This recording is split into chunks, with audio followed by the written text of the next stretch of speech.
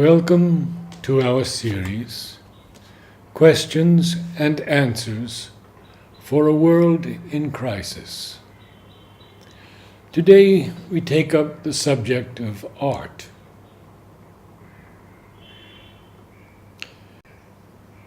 The mother first. In her talks and in letters to disciples, the mother said many things about art, artists, and the expression of beauty, which may be of interest in connection with her own artistic work. A selection of this material is presented below. Learning art. 1. To learn means months and months of study before any picture can be. Studies from nature, drawing first for a long time, painting only after. If you are ready to study hard and regularly, then you can begin. Otherwise, it is better not to try. 2. You must be prepared to be unsuccessful many, many times before you can truly learn. It is with the effort of many failures that you prepare a progress leading towards success. 3. It is good to make sketches from nature. It gives richness, variety, and precision to the execution. 4. You can begin to study the human figure, but that from nature, not from books. Before doing a drawing, you must find the proper place for the model to sit. Generally near a window where the lights and the shadows will be frank and precise is the best.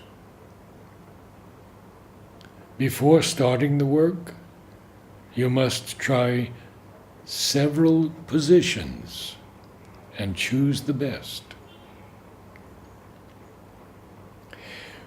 When you want to do a certain sketch on a certain sheet of paper, you must first establish roughly the whole of it, keeping in view only the proportions. For a whole figure, it will make it easier to keep the right proportions by keeping in mind that a normal body contains 7 heads, including the head itself. Less makes a short man, and more a tall one. I am sending you the sketch of the man with the 7 heads marked. I have seen your paintings.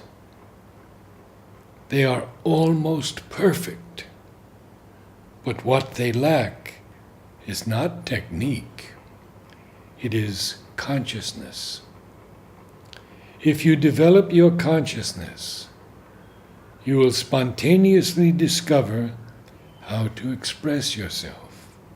Nobody, and especially not the official teachers, can teach you that.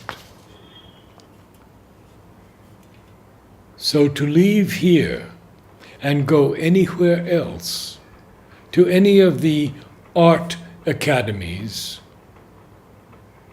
would be to leave the light and step into a pit of obscurity and unconsciousness. You cannot learn to be an artist with tricks. It is as if you wanted to realize the divine by imitating religious ceremonies.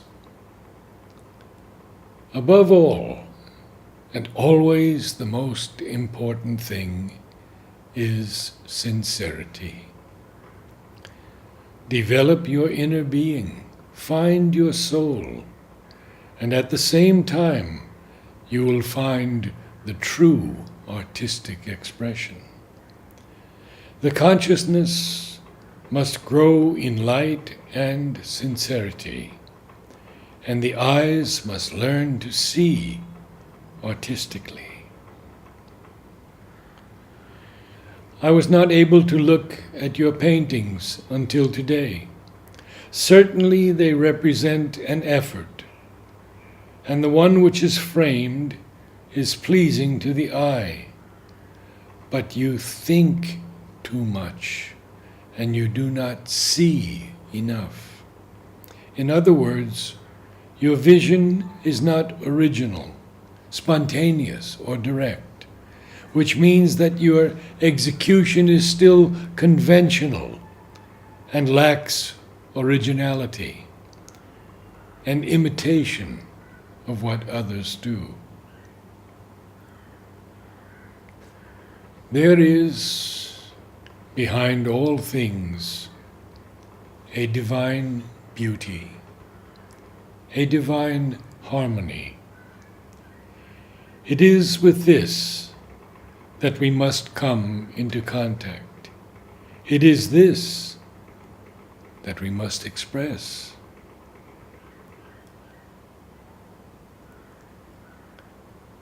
The largest of the flower paintings is the best because it is more spontaneous and free. You must feel what you paint and do it with joy. Copy many beautiful things, but try even more to catch the emotion, the deeper life of things. When a painter paints a picture, if he observes himself painting the picture will never be good. It will always be a kind of projection of the painter's personality. It will be without life, without force, without beauty. But if, all of a sudden, he becomes the thing he wants to express, if he becomes the brushes, the painting, the canvas, the subject, the image, the colors, the value, the whole thing, and is entirely inside it and lives it, he will make something magnificent. Question: is it possible for a yogi to become an artist? Or can an artist be a yogi? What is the relation of art to yoga? The two are not so antagonistic as you seem to think. There is nothing to prevent a yogi from being an artist, or an artist from being a yogi. But when you are in yoga, there is a profound change in the value of things, of art as of everything else. You begin to look at art from a very different standpoint. It is no longer the one supreme, all-engrossing thing for you, no longer an end in itself. Art is a means, not an end. It is a means of expression. And the artist then ceases too to believe that the whole world turns round what he is doing, or that his work is the most important thing that has ever been done. His personality counts no longer. He is an agent, a channel. His art, a means of expressing his relations with the divine. He uses it for that purpose, as he might have used any other means that were part of the powers of his nature. Why should he not have the impulse? He can express his relation with the divine in the way of his art, exactly as he would in any other. If you want art to be the true and highest art, it must be the expression of a divine world brought down into this material world. All true artists have some feeling of this kind, some sense that they are intermediaries between a higher world and this physical existence. If you consider it in this light, art is not very different from yoga.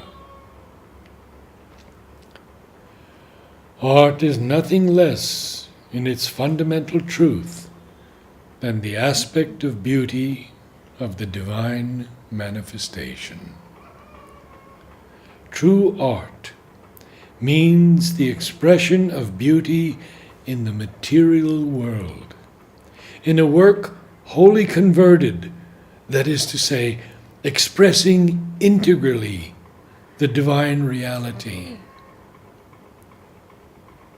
Art must serve as the revealer and teacher of this divine beauty in life. Modern art is an experiment, still very clumsy, to express something other than the simple physical appearance. The idea is good, but naturally, the value of the expression depends entirely on the value of that which wants to express itself. And lastly, we have Sri Aurobindo's words on art. All art is interpretation. Creation is a misnomer. Nothing in this world is created. All is manifested. All exists previously in the mind of the knower. Art may interpret that which is already manifest, or was manifest at one time, or it may interpret what will be manifest hereafter. It may even be used as one of the agencies in the manifestation. A particular type of face and figure may be manifested in the work of a popular artist, and in a single generation, the existing type of face and figure in the country may change and mold itself to the new conception. These things are there in the type, in the causal world, with which our superconscious selves are perpetually in touch. They manifest in the psychical and become part of our thought. That thought we put out into the material world, and there it takes shape and body as movements, as institutions, as poetry, art, and knowledge, as living men and women. Man creates his world because he is the psychic instrument through whom God manifests that which he had previously arranged in himself. In this sense, art can create the past, the present, and the future. It can remanifest that which was and has passed away. It can fix for us that which is. It can prophesy that which will be. Its normal sphere, however, is interpretation of a less pregnant and forceful kind. Here too, there are three things which it can interpret in the object it selects: the causal part or thing in itself, the psychical part or its passing imaginations, phases, emotions, or the physical part, the outward appearance, incident, or movement as our eyes see them. Indian art attaches itself to the two higher interpretations, European to the two lower. They meet in the middle term of art, the imaginative and emotional, but each brings with it the habits of vision, the conventions, the mastering movement and tendency of the soul downward to earth or upward to heaven, born of their main preoccupation, so that even here, though they meet on common ground, they remain diverse and unreconciled.